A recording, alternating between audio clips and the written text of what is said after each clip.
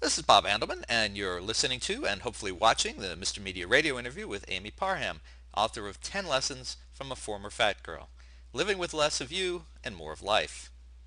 Uh, Amy, so let's talk about a couple specific lessons. Are there some that deserve special emphasis? I think there are a couple of them that really people don't talk about that really resonate with me. And one of them is you've got to forgive people. You can't be, free if you don't forgive. And I think that a lot of times I've found, because we travel all over the place and do fitness challenges, and we meet people that are, obese and morbidly obese, and they talk to us, and I always ask them their story. And usually they've had some kind of a tragic event that has occurred that has caused them to feel the need to comfort themselves with food. I've had people that their children have died in car accidents, or they've had kids with disabilities, or they've had abusive relationships. I had one lady tell me that her husband committed suicide while her daughter was on the phone with him. I mean, it was like it's just crazy, horrible things that happen to these people.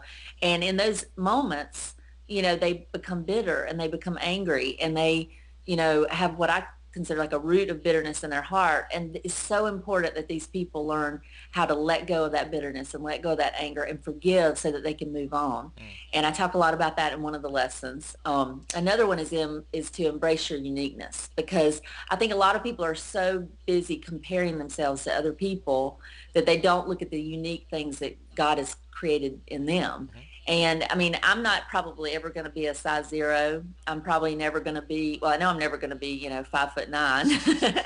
Me And either. I'm never, yeah, right.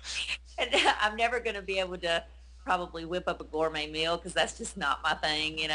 But I do have talents and abilities and gifts that God's given me. And so I need to embrace those unique qualities and celebrate those unique qualities. And so other women ought to do that as well. Quit comparing yourself to everybody else and start looking at the things that you have that are unique and special, because that'll help you to appreciate who you are and not feel under so much pressure to be somebody else and change and always be condemning yourself. So those are two of the lessons that I feel like are really, really important. Mm. Is Phil still there in the background? Let me see. He may be in the kitchen eating some breakfast. Philip, are you here? No. All right. Well, next time he wanders by, let me know. I want to ask him a question. He Okay. doesn't have to come on screen if he doesn't want to, but I Okay. just got a question for him. Um, so when I look at the cover of your book, it's a great picture of you, by the way. But Thank so we see the former fat girl. Which you. girl do you see when you look in the mirror? It took me a long time to see the fit girl. It really did. And I actually talk about that in the book as well, because, you have to get a new, image of yourself. That's part of the struggle, especially at the end. Um, when I had lost all the weight, I would be considering myself the same person, but I was a different person and people perceived me differently. Mm. And so for a long time, it took an adjustment to get used to the new me, I guess I should say. And but now I'm thankful to say that I do see the fit girl when I look in the mirror. We're all critical of ourselves at times. I mean, everybody, that's human nature.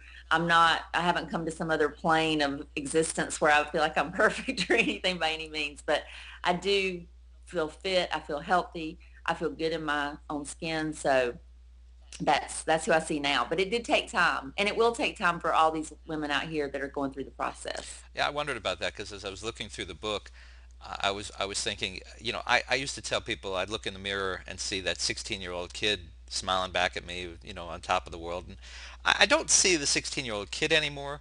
I tend to see, Mhm. someone who's, now I'm 50, but I tend to see somebody maybe 35 to 40, a little more realistic, a little more aware Mhm. of what's going on. But, I keep looking back, hoping that that 16-year-old kid will be looking back in the mirror just on occasion.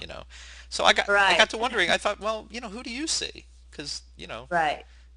Well, I know, like, for example, like when Philip and I got married, it's like for years and years I saw him as that same college kid that I met for the first time, because you see yourself through the eyes of your mind. I mean, you see people through the eyes of experience or whatever. And so when I lost the weight, it's like I saw myself as the fat friend that couldn't go shopping with the skinny friends because she couldn't fit in the clothes or whatever, and that always made excuses, always had escape routes as to if we went to the mall, I'd direct everybody to the shoe department because I could wear the shoes, you know.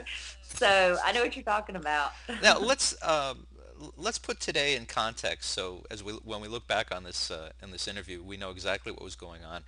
Are you in South Carolina, North Carolina? South. South. And the fireplace is behind you. It's a beautiful fireplace. Tell folks what's Thanks. going on outside those windows, though. Well, we got snowed in a few days ago, and our kids have been out of school for a week now, and are going to be out of school tomorrow because it's a teacher work day, and then Monday for Martin Luther King. So we've been all huddled up cozy in the house, and you know what happens when you're huddled up cozy in the house? You want to eat brownies and junk food. So we have had one day of making brownies. I must admit, I will confess, I cannot tell a lie. We did have brownies. Well, I mean, I wanted to ask you, and then we'll go to the break in a second. But I mean, as the daughter of a former maybe a current Dairy Queen owner, are they still in the business? No, Okay. former. I mean, how do you, obviously you develop a taste for that stuff. I know I did, and my parents didn't own a Dairy Queen. How do you get some balance back in your life after you lose the weight and some time has passed, where you say to yourself, I could have 6 ounces of Dairy Queen, or I can have a brownie or two, and tomorrow I'm not going to fall off the wagon. How do you do that? Well, actually, oh, my son Rhett's going to come join us in his Batman Oh. costume. Hey, Rat. Say hello. How you Hello. doing? What are you calling on the laptop on iTunes? Youngest, he's autistic, and we're wearing Batman Oh, today. no problem. See what Daddy's doing in there. Can you go see what Daddy's doing? I want McDonald's for lunch. See, he wants McDonald's for lunch. This is a struggle. Bit of a that's real. challenge, I would think. Yeah. Yeah. Okay. Go see what Hey, Daddy's Rat. doing. Enjoy the snow. Yeah, because of the snow.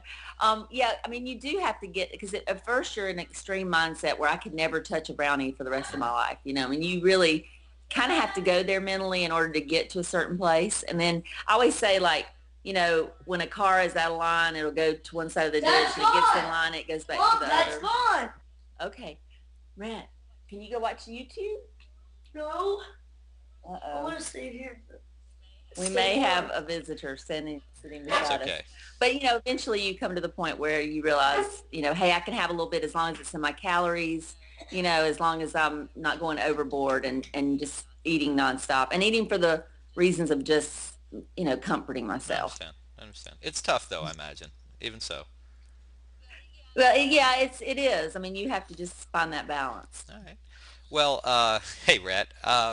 Why don't we take a quick break? We were going to do that anyhow. And See this you later on your laptop. this is Bob Andelman, and you're listening to and hopefully watching the Mr. Media Radio interview with Amy Parham, You author have of to see you 10 later. Lessons from a Former Fat See you Girl, later. Living with Less of You and More of Life. And we'll be right back. Hey, did you know that you can listen to the latest Mr. Media on your phone with the Stitcher app? Stitcher is smart radio for your smartphone. Mr. Media is on demand and on the go with Stitcher. Download Stitcher for your phone today. Get the free download at Stitcher.com. That's STITCHER.com.